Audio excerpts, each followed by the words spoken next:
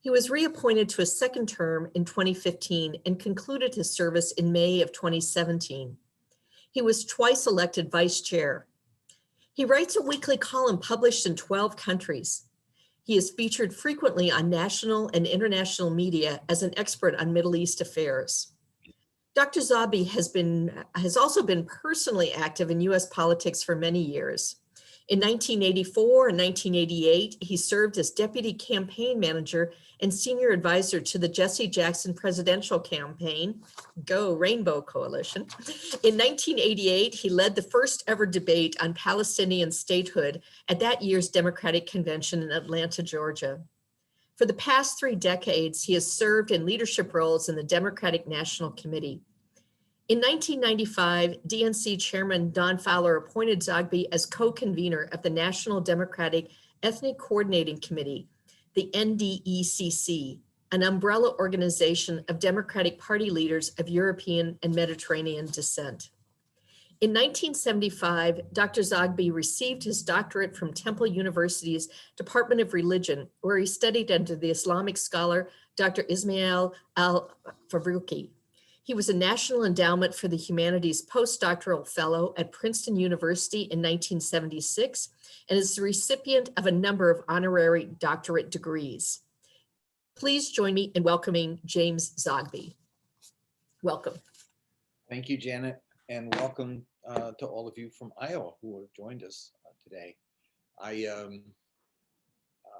For a lot of personal reasons, this is one of the first years I did not spend a lot of time in Iowa during the presidential primaries, but I love going, and I was on the Democratic Party's Unity Reform Commission, fighting against those who wanted to get rid of the Iowa caucuses, because I think it's one of the great institutions that I've had the experience to witness, and I love the way people in the state take politics so seriously and are able to help the rest of the nation winnow out the candidates, the ones who actually shouldn't have awakened in the morning and looked in the mirror and said, I think I can be president, and then waste everybody's time for the next year or so trying to make a presidential campaign when they never should have done it in the first place. So thank you. Thank you for coming, and thanks for joining this conversation. This is the book, The Tumultuous Decade. And I hope you will buy it. It's available on Amazon and in both print and Kindle form. And let me tell you a bit about the book before we get going into the content. I've been polling across the Middle East with my brother. We started working together on this in 1995 or 6 was our first one. We polled for media outlets. We polled for chambers of commerce, issues dealing with a range of concerns that people had about customer services and what people were watching on television and what people wanted to watch, etc. And it was quite interesting. After 9/11, we got our first poll again for a media outlet to do politics, to find out what people thought about the United States, what they thought needed to be done by their own countries vis-a-vis the United States, what they didn't like about America, and what they wanted to see done. We continued that kind of polling for the next decade. And then in 2010, I came to Iowa a number of times with a book that I'd written then called Arab Voices, What They're Saying and Why It Matters.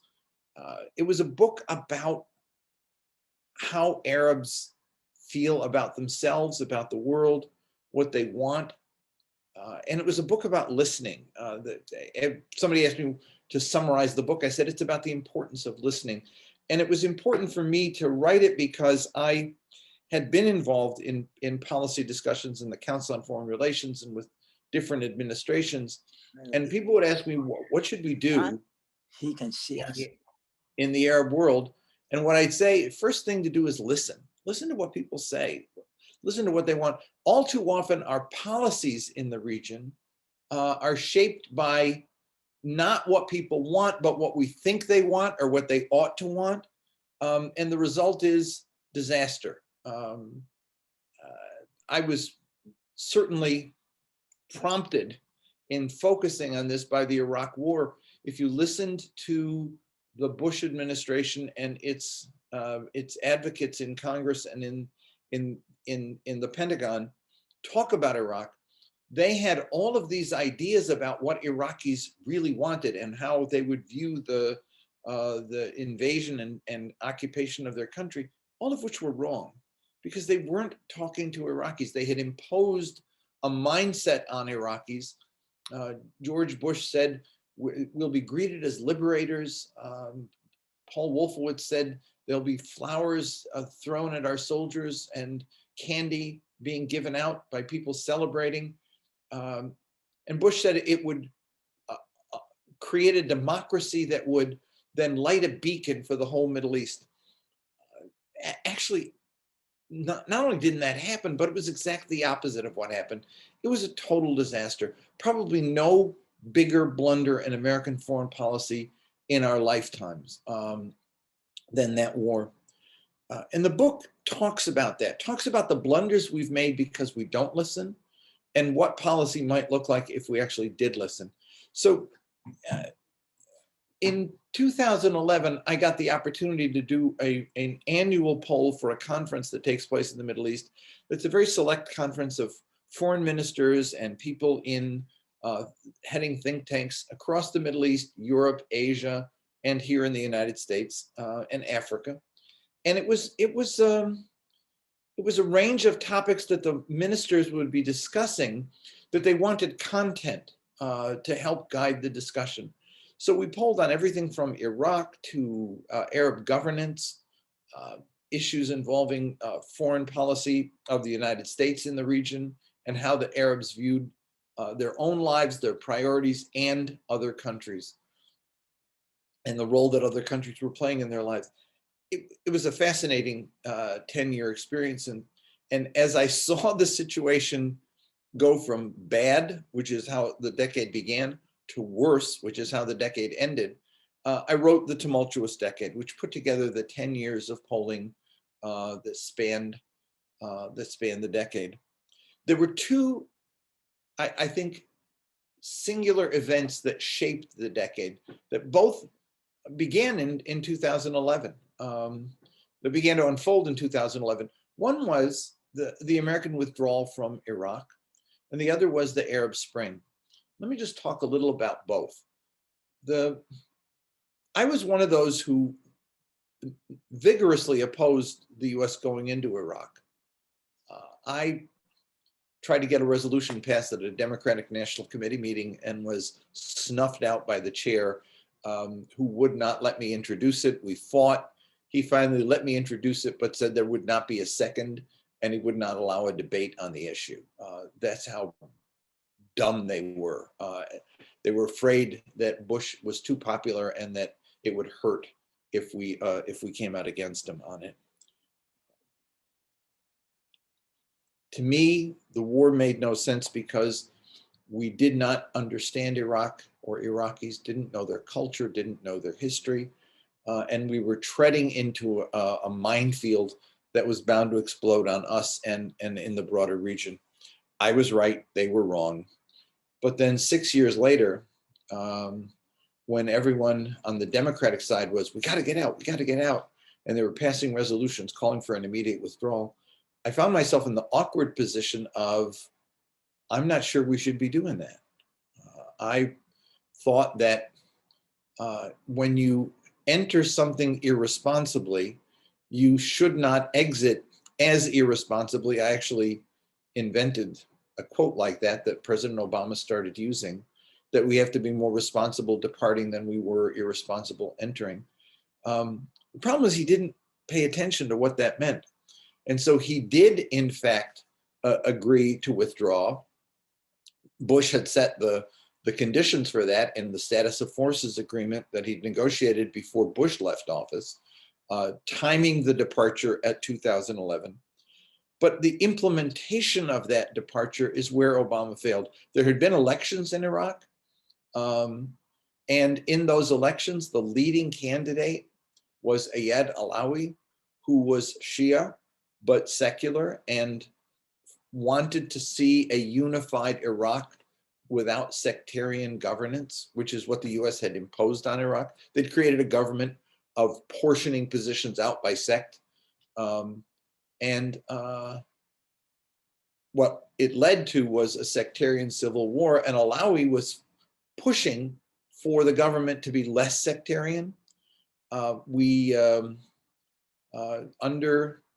the Obama administration, we didn't pay attention to that. And when Alawi could not easily form a government, but he could have had we used the 100,000+ troops we had in the country as leverage to get other parties to join the Alawi coalition. We turned to former Prime Minister Maliki, who was also patronized by Iran. And so we worked with the Iranians basically to install a sectarian Shia government who immediately upon America's departure broke all the promises that he'd made. Fired his 2 Sunni vice presidents. One of them was charged with being a traitor and treason and sentenced to death. He had to flee into exile.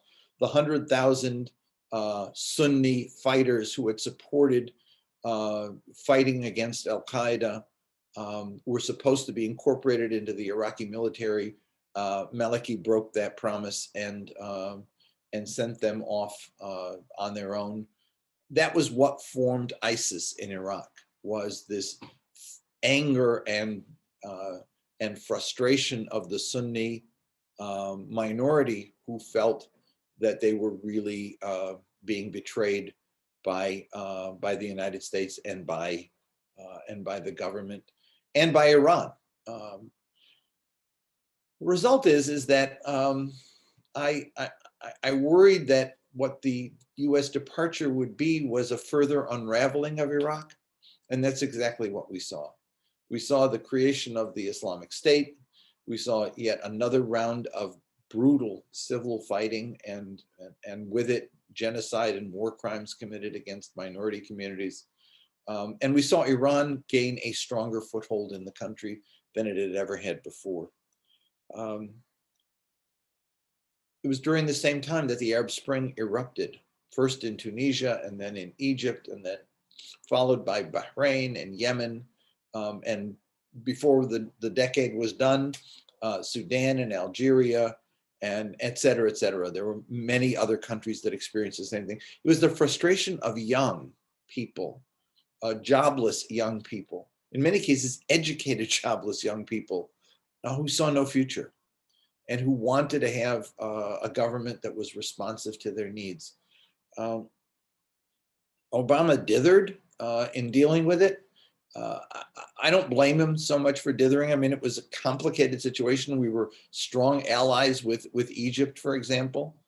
We relied on them militarily. We relied on them in their relationship with Israel, which to us was always an important criteria for a country. And at the same time, there were, 1 million kids demonstrating in Egypt demanding democracy. And it looked so much like the civil rights movement here in America that we sided with it. And the result was that the kids who marched and who helped prompt the government to get rid of Mubarak, they didn't have the capacity to build political institutions. And so they quickly lost control of the revolution that they started, first to the Muslim Brotherhood, which was the only organized force in the country, and then to the military, which came back in a resounding way, overthrew the Muslim Brotherhood elected government and imposed a regime probably as brutal, if not more brutal, than the one Mubarak had in the first place. Bottom line is Egypt went nowhere good at all.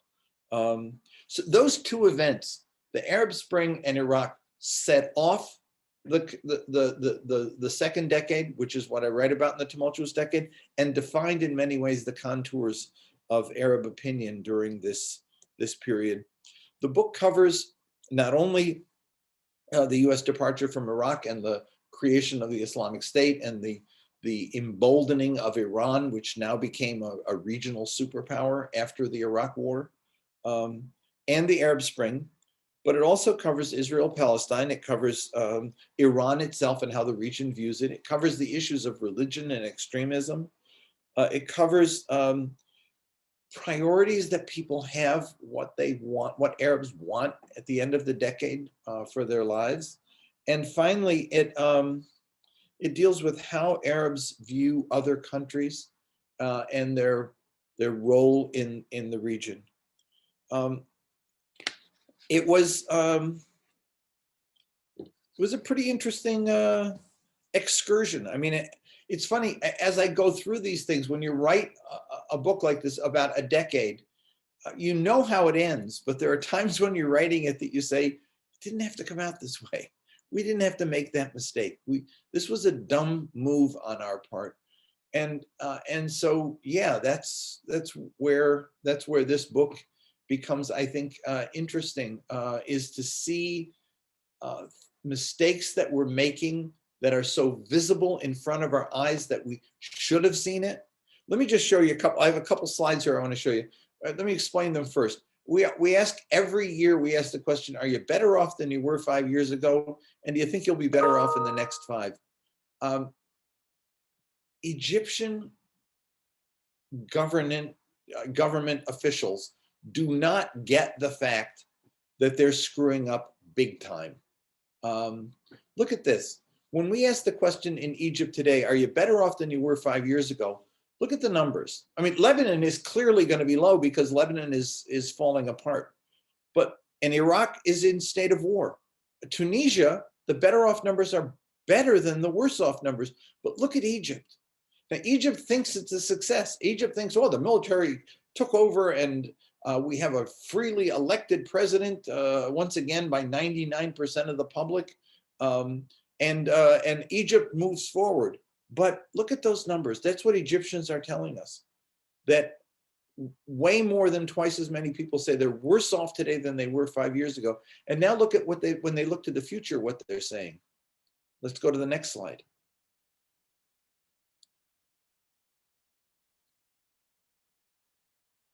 Do you think you're going to be better off?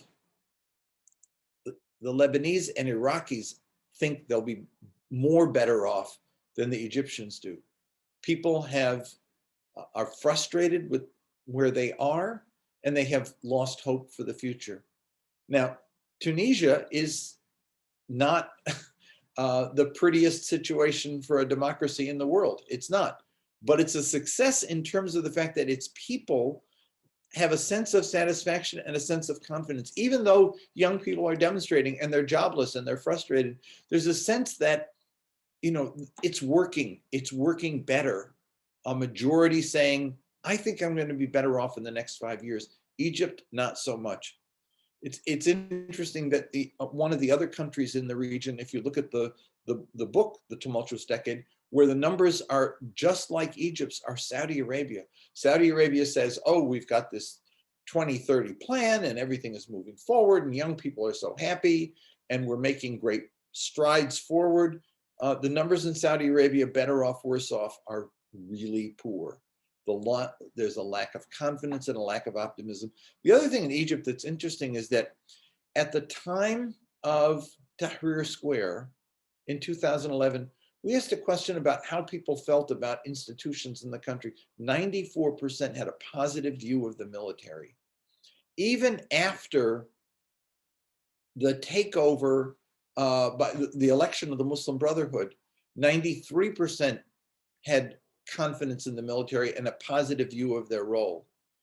After the takeover by the military and the deposing of the Muslim Brotherhood, the number dropped to 73. Today, it's at 44%, which means a drop of 50 points in favorable rating from 2011 to today. The military is not viewed favorably across the country, and people don't feel they're better off and don't feel they're going to be better off. That to me is a recipe for an explosion if we listened to what people are saying. That's some of the kind of things that you learn in the book by watching the numbers. Another one that's interesting that I don't have slides for right now is the issue of Israel-Palestine. Yeah, I do. Let's go to the very last slide. I think that's the one. For decades, the issue of Israel-Palestine, the very last slide. Yeah, there it is. Oh, okay. Let's stay with this one. We have asked every year questions on Israel-Palestine. It was always viewed as the most important issue. In the last 2 years, we'd ask people their view about it, and it lost importance. In this poll, for example, it came out like number 9 out of 10 issues, foreign policy issue concerns.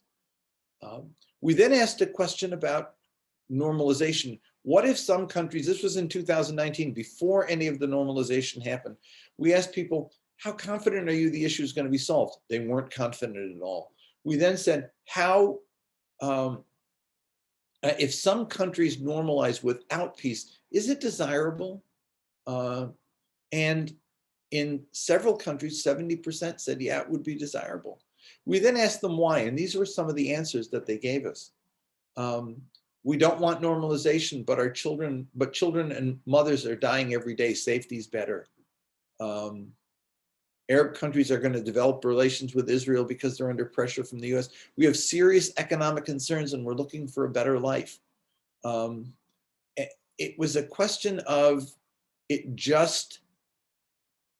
don't feel that there's any hope in solving the Israel-Palestine conflict. So maybe the best way to do it is to make peace with Israel, for some countries to make peace with Israel. We didn't ask about your own country. And that maybe that will give Arabs some greater leverage. Maybe it will cause them to be more favorably viewed by the US and therefore give them even more leverage.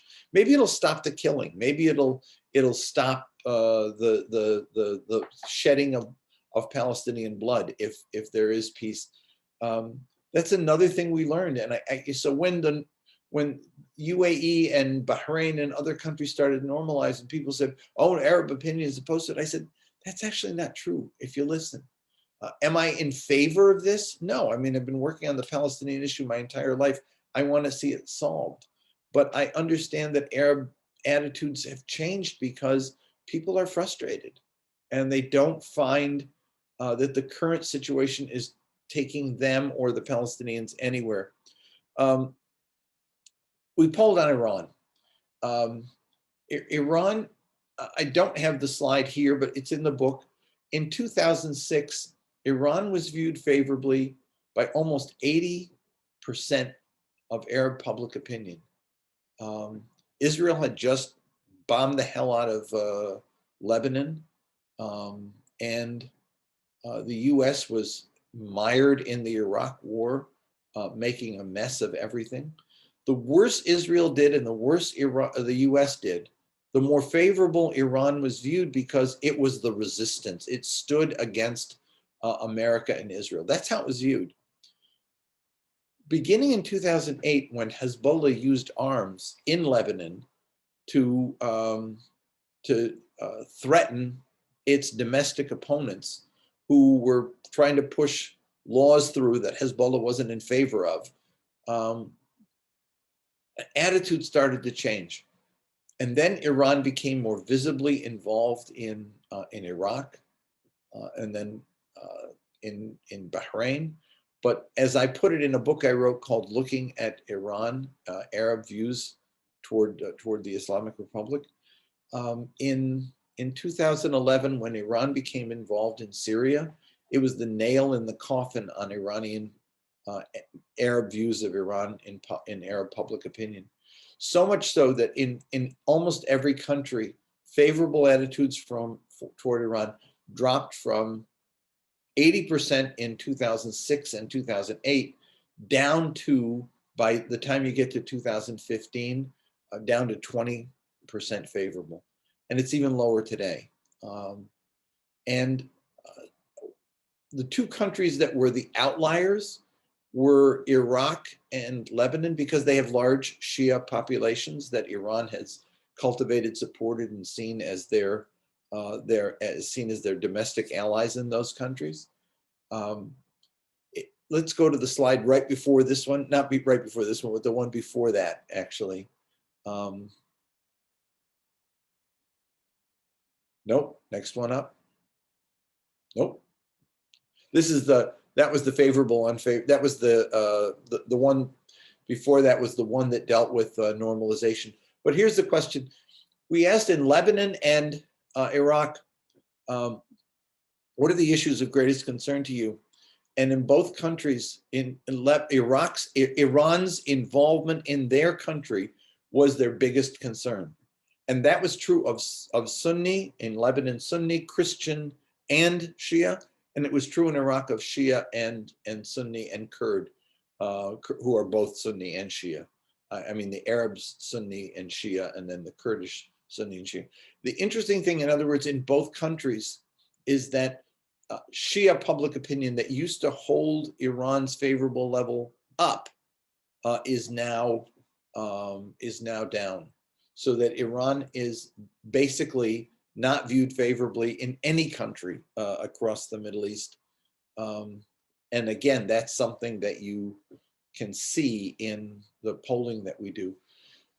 The interesting thing in Iran is that when the nuclear deal was first passed, we poll in Iran every year. When the nuclear deal was first passed, Iranian opinion supported it and felt that the money that the government got should go to job creation.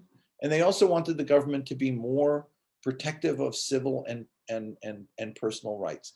That was interesting, I thought. Here's a deal that got made, public opinion supporting it, and they want their government to change. We also asked the question, how supportive are you of your government's involvement in Iraq, Syria, Yemen, and Lebanon? We asked each one separately. Before the nuclear deal, support for those engagements very high, 60% range, 70% range. After the nuclear deal, the numbers dropped significantly. After Trump was elected and he pulled out of the nuclear deal, Iranian public opinion shifted toward favoring Iran government's involvement in those countries and opposed to the nuclear deal, and supportive generally of their government. And even though there were demonstrations in Iran, COVID has taken a toll, sanctions have taken a toll, it's not because they're opposed so much to their government and have become, they love the United States. When you attack another country, when you attempt to punish a people and you are not yourself viewed favorably by those people, it's gonna backfire on you. And that's exactly what it's done. The rest of the region may have turned against Iran, but Iranians have more turned toward their government because they see it under attack. Donald Trump is not the person to tell the Iranians one thing or another. They simply don't view the U.S. highly enough to respect that. There are other issues that I think are of importance here that we could talk about. But the one thing I'd conclude on so that we could continue with some of the discussion is the issue of the views of other countries. Back in, I mean, it's interesting to me to think that if you go back to 3 decades at the end of the Cold War, the US was the dominant player in the world and was recognized as such, for good or for evil. I mean, whether people liked the US or not, there was no question that the US was the #1 player in the world. The Iraq War, which was started and supported by a group called the Project for a New American Century, had as its principal goal the decisive use of force to establish the principle that the US would be the world hegemon and would be the dominant power for the next century. That's why it was Project for a New American Century. It was supposed to secure our role. It did exactly the opposite. We got ground down in a war that we couldn't win. The military was depleted and humiliated, and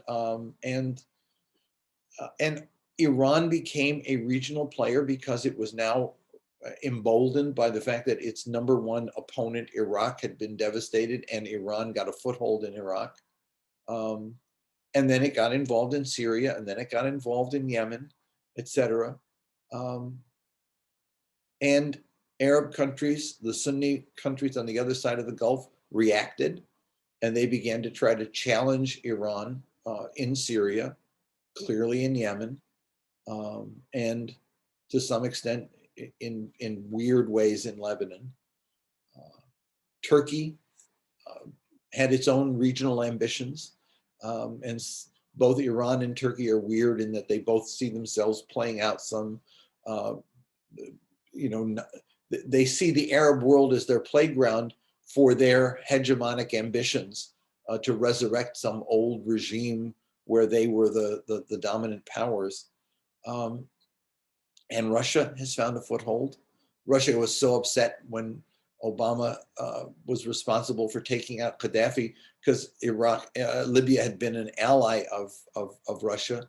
And when they lost that base, they decided that Syria was going to be theirs. They weren't going to let the US or any other opposing groups get rid of their one ally left in the Middle East. And so the result is you have literally today, the situation 3 decades after the fall of the Cold War is a Middle East where there's not only not the US as a hegemonic power, but there is no hegemon. There are multiple powers, both global and local, all playing a role involved in multiple conflicts. I wrote an article recently in The Nation called Biden must think big about the Middle East, arguing that you don't have one conflict in the region, you have multiple conflicts in the region that are all integrated, from Libya to Somalia, to Yemen, to Iraq and Syria and Lebanon. You have the very same countries involved in every single one on different sides of those conflicts. And so the idea that what we've been doing over the last decade is playing whack-a-mole. Well, we'll deal with Libya and see what happens, or let's negotiate over Syria, or let's see if we can have a peace conference on Yemen, ignoring the fact that the same countries are involved on opposite sides of those conflicts in every one of them. If you cannot sit Saudi Arabia and Iran and Russia and Turkey and Israel and UAE and all those countries down at a table and iron out a regional security framework, you will never have peace in that region. So I wrote the article saying that what Obama should shoot for is working not unilaterally, but working through the P5+1, through the United Nations Security Council, to create a regional security framework in the Middle East, not unlike the OSCE, which stabilized Europe for a generation. The Middle East, we're not going to solve the conflicts as much as we can tamp them down and create some way of moving forward, and hopefully through regional investment and regional trade. The Middle East is the one region in the world where intra-regional trade is significantly lower than any. I mean, Europeans trade with each other, people in the Americas trade with each other, people in Asia trade with each other. Arabs don't trade with each other. Neither do they. Don't trade with the Iranians, the Turks. They trade, yes, but not at the levels that they ought to prosper as a region. And they don't invest in each other as much as they ought to. What a regional security framework can do is develop the mechanisms to support regional integration and economic growth and stabilize conflicts before they get out of control. So that basically is the gist of the book. Again, you can get it on at Amazon or in Kindle or print form. I'd appreciate it if you get it. If you want to order it directly from my office, you can for $20.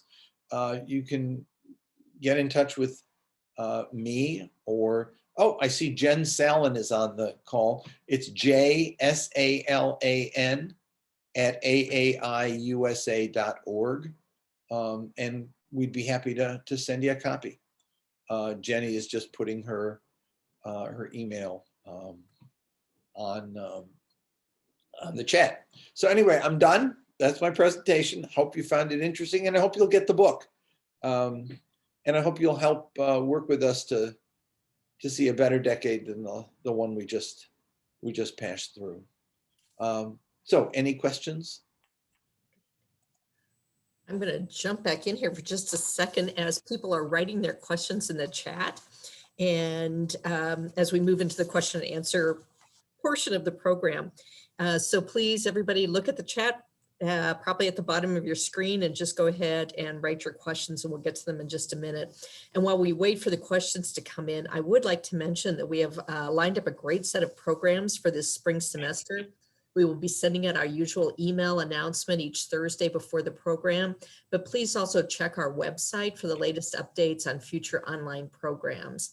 And finally, I would like to remind everyone that while we are grateful to be able to make our online programs free and open to the public, we would deeply appreciate a free will donation to help us cover our operational budget during this period of online only programming.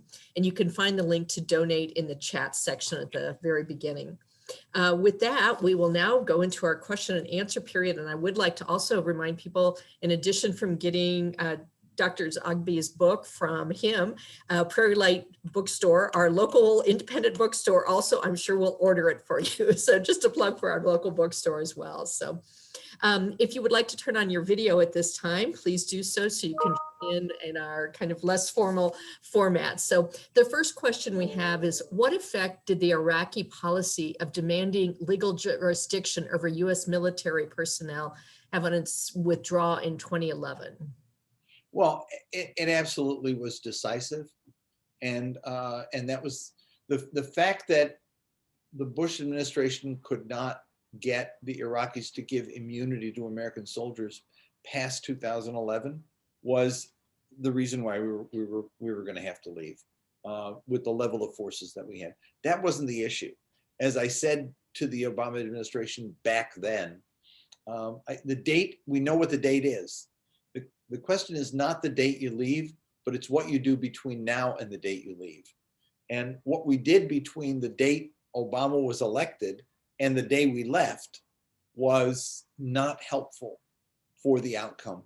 While we were there with the level of forces that we had, we could have helped put in place a more sustainable departure plan that would have integrated Sunni forces into the Iraqi military, that would have had a non-sectarian or a less sectarian government in place, that could have taken steps to ensure that there would at least be the mechanisms that would promote domestic harmony, rather than what we got, which was a sectarian government that was beholden to Iran, that provoked the Sunni population and led ultimately to the creation of ISIS. So the question wasn't the date that we were going to leave. And I think the Iraqis, given the experience they had with the United States, were correct in not giving immunity to American soldiers. And we just saw this, Trump give pardons to the Blackwater. I mean, the crimes that were being committed by troops. I mean, remember, Abu Ghraib was still very fresh in the consciousness of Iraqis. Most Americans have forgotten it or don't remember it at all. But it was a horrific scene of torture in a prison that we administered. Wasn't like the black sites where other people were doing it for us. This was torture that we were doing, treating people like animals. And it is no accident that you see a lot of veterans involved in white militias. I mean, the war disturbed people, and we did not, we simply didn't address it adequately at all. I remember when we were going in, Paul Wolfowitz was testifying before the Senate, and he said 60,000 troops tops, 60,000 troops tops. We'll be there for 6 months and then we'll be out. That's what he said. General what's his name? Was it Shakshili? Who at the Pentagon, I'm forgetting how to pronounce his name. He came and testified, and he said 350,000 troops. That was not the line the Bush administration wanted to hear, and so they fired him. That same guy got to be the secretary of the VA, of Veterans Affairs in the Obama administration, he had told them that it would take 350,000 troops. They wouldn't give him 350,000 troops, not that we should have been in the war to begin with, but then the impact of these hundreds of thousands of young men and women coming back, physically wounded and mentally wounded by this war, he was running the medical operation that didn't have the resources to handle the huge influx of people we were dealing with. The result is that I have cousins who served in Iraq. I mean, delightful young men who came back totally scarred from that experience without the adequate resources to deal with it. And so it's no accident to me that we're seeing all this aberrant behavior going on among veterans who are playing out the traumas that they lived with and during the war. And I mean, you know, the disaster of that war on so many levels, like I said, biggest, not blunder, the most evil thing and the most disastrous thing we've done in my lifetime, given the consequences of that war. The next question is, how do countries keep outside powers such as the US, France, Russia, Iran, Saudi Arabia, etc., from meddling in their affairs? It adds, arms seem to flow freely. Who actually pays for those weapons? The point is that if you look at where there is this level of involvement of other countries, it's where you have very heterogeneous societies. I mean, Lebanon was classic during the Civil War, where its Civil War from 75 to almost 1990, where you had a situation that, you know, each sect had an external sponsor, whether it was the Israelis supporting some, the Russians supporting some, the Syrians supporting some, the Saudis supporting others, etc. Syria is as well a complex society with various factors. I mean, the one thing that needs to happen, which does not happen easily, is the creation of a democracy, a democracy that respects diversity and respects minority rights. Because the countries that are the most complex in that region are the ones that face this problem of external involvement to the greatest extent. And even where there's not diversity in terms of, like in Libya or in Yemen, there's not diversity in terms of religion so much as there are tribal differences that allow opportunities for external players to intervene. That's why I argue that something like an OSCE, a regional security framework, becomes critical, where the countries that are the weakest are the ones that have this problem of diversity, that have not yet integrated into a sort of a complex democracy. Although one could say, given our experience, we haven't done so well at it either. But where that problem exists, external players who seek to make problem will find openings to pursue their interests. I mean, Russia wants its involvement in Libya because the Eastern Mediterranean. Turkey wants involvement in Libya because of its concern with resources in the Eastern Mediterranean. Egypt wants them out because Egypt has its own concern with its border and with the Muslim Brotherhood that is the government in Western Libya. And so on, each country will have its way of trying to play out its interest and find a party in the country that is willing to be patronized by them. And so that it's other countries find these vulnerable countries as playgrounds where they can carry out their regional ambitions. And because the countries are so weak and don't have the structure that can protect them from that external involvement, and again, given our experience and the way Russians and everybody else has been involved in our election process, you could say we haven't done so well at it either.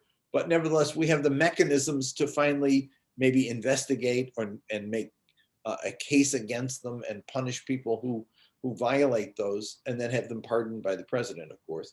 But you know, the mechanisms are there. They don't have that.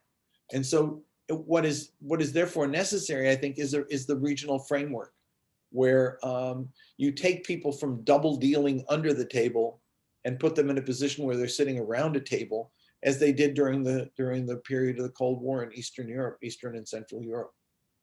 That's, I think, the one way you can do it. Can't ask Lebanon to keep everybody out when they can't form a government, or Syria to keep everybody out when they're in shambles, or Libya when there's, where you have a civil war, you have opportunities for parties to become involved, just as they were involved in our own civil war here in the United States. The next question is, what is the effect on the Gulf countries, both of the invasion of Iraq and the Arab Spring? Will there be chances to see different futures for the region from what it is today? What's really interesting is that, well, two things. One is that I remember shortly after the Iraq War started, I was in the Gulf, and there was a conspiracy theory afoot. That was the US did the war deliberately to crush Saddam, so that Iran would become stronger, so that Iran could threaten the Gulf Arab states, so that they would fall more into the lap of the United States and have to buy more weapons and et cetera. I was like, no, that's ridiculous. Well, I think it was ridiculous as a theory, but that's actually how it turned out. It actually turned out exactly that way. And so, I think that if I were to think about what the major consequence of the Iraq War was, it would be this emboldening of Iran across the region. It is a revolutionary regime, and it has sought from the beginning to project itself into the region. The war with Iraq for 8 years that cost 1 million lives, that was horrible, deadly, disastrous, ended in a stalemate.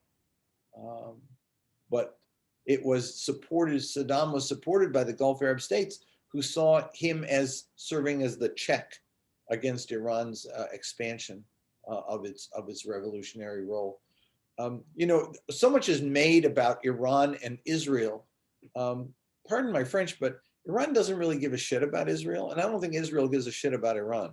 They kind of are useful foils for each other. Israel could say, oh my God, the biggest threat in the world is Iran. And Iran can say, we are defending against Israel, and it's the. At the end of the day, Iran's biggest ambition is right across the water in the Gulf region. That's the prize. Right now it appears Israel's winning the prize. There was a time, like I said, 2 decades ago, when Israel, or a decade, in the 90s, and up until 2006, where Iran was winning the prize and had the support of all those countries. Again, the reason why a regional security framework is important to stabilize that. Now, the other question is the Arab Spring and the Gulf states of the monarchies. Don't just look at the Gulf states and monarchies, but look at Jordan and Morocco. Actually, the countries that were most destabilized during the Arab Spring were the quote unquote the republics that were largely military regimes. The different form of governance, not just in the Gulf states, which are, they call them in economics, rentier systems, where income flows down and the state controls oil and all the resources, and then everyone is on a patronage system. I mean, ask Emiratis, for example, are they better off than they were?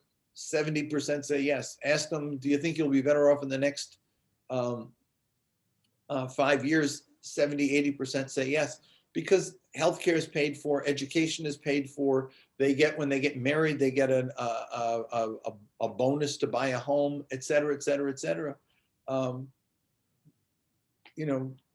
There's no demand for change because things are working. In Egypt, on the other hand, nothing was working, and nothing's working now other than brute force. And so it's a different situation. And that was the case in, like I said, in the republics. Now, the two interesting ones that are exceptions to the Gulf monarchies are Jordan and Morocco, where there isn't that kind of wealth, and yet there's a degree of stability. So the monarchies were largely untouched during the Arab Spring. It was the republics that ended up imploding. And I think it has to do more with the source of legitimacy of governance, the attitude of legitimacy on the part of people, than it has to do even with, with the power of the state, et cetera. We often say that these states only stay in power because of brute force or whatever. That's just not true. There is a buy-in in Kuwait. There's about what family is the ruling family. There's a buy-in in the UAE that Sheikh Zayed founded a country based on a certain set of values they want to protect. There's a buy-in in Saudi Arabia in the same way. And I think it's important to recognize that. Now, the danger of what Prince Mohammed bin Salman is doing is he's shaking up that that system of acceptance, because other parts of the ruling family are being trampled on. There's a danger in that where the hold you have over governance is the fact that there's a buy-in on the part of the public who say this is legitimate because it's legitimate. I mean, maybe no reason more sophisticated than that.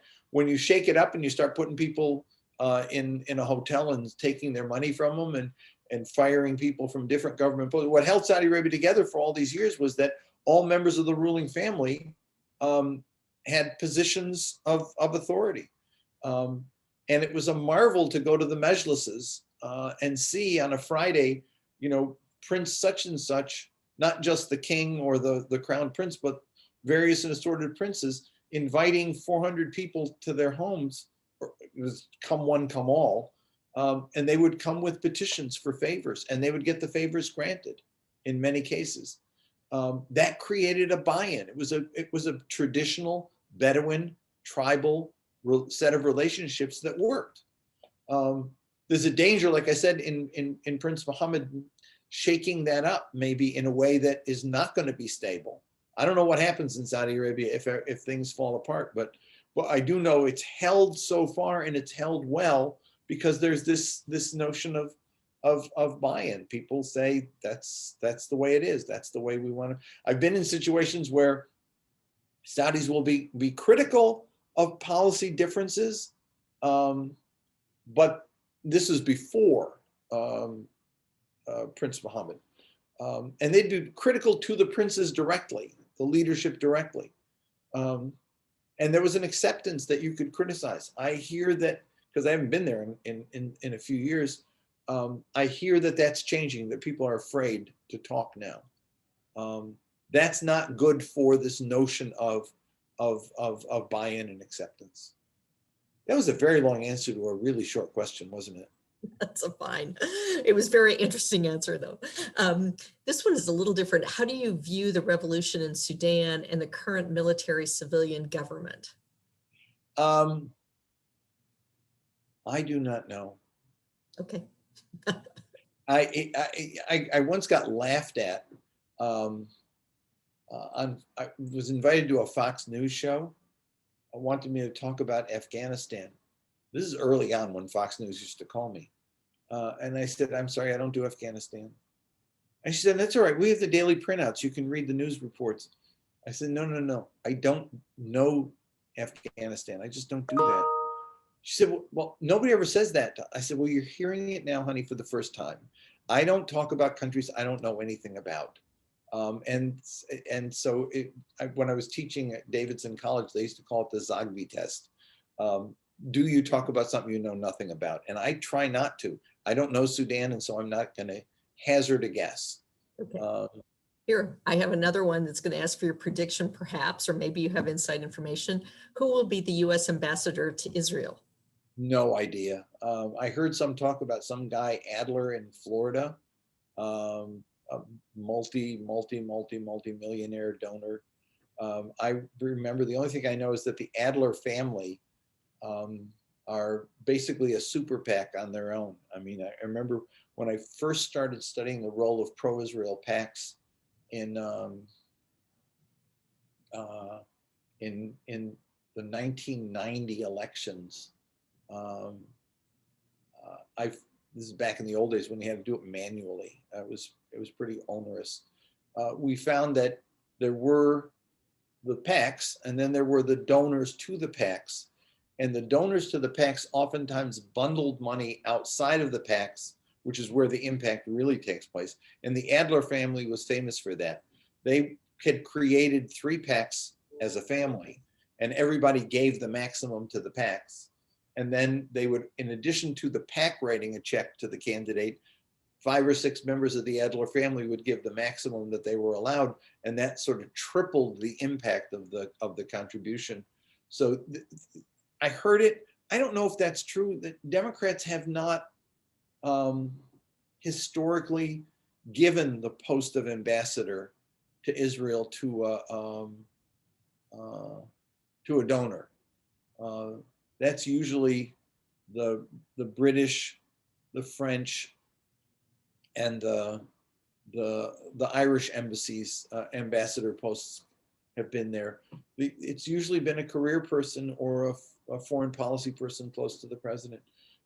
Even the Indik Shapiro ones were different. I mean, it was Ed Derigian. It was, I mean, if you look back at ambassadors to Israel, it was always a senior career person at state. And then it changed to policy people close to the president. And now it's a big donor. I don't quite know if Biden's going to move in that direction. I don't think it'd be a good sign if it were a big donor. While there are quite a few excellent questions left, unfortunately, our time is running out. And so unfortunately, we have to conclude our program. But I want to say a big thank you to James. Let me just say that those questions that didn't get asked, if you print the chat up and send them to me, I could do answers and send them back, okay? Oh, I will do that. great. Okay. Okay. Is that Anna? That's Megan. Oh, Megan. Thank you, Megan. Yeah, if you do that, that would be great. And then I could send answers back. And again, you can order the book by writing to Jenny. She gave you her email in the chat box, or you can get it on Amazon. And if you have any questions that I didn't get to, let me know. Put them in the chat box now, and I'll get back to you on it. Thank you all very much. Thank you. It's been wonderful having you. I heard your presentation for us years ago, and it was excellent as well. So I unfortunately cannot present you with the Iowa City Foreign Relations Council mug that is highly coveted, but we will manage to get you one somehow. And so to thank you for your presentation today. And I really do thank you for joining us virtually today, and to our viewing audience for joining us. Thank you again for an excellent presentation. So thank you. Thank you very much. I appreciate again, and when hopefully this thing is over, I want to come back out to Iowa because I love going across the state. It's great. Thank you for helping arrange it, and thanks to Newman Abu Isa for making the connection. Take care, everybody. Thank you very much.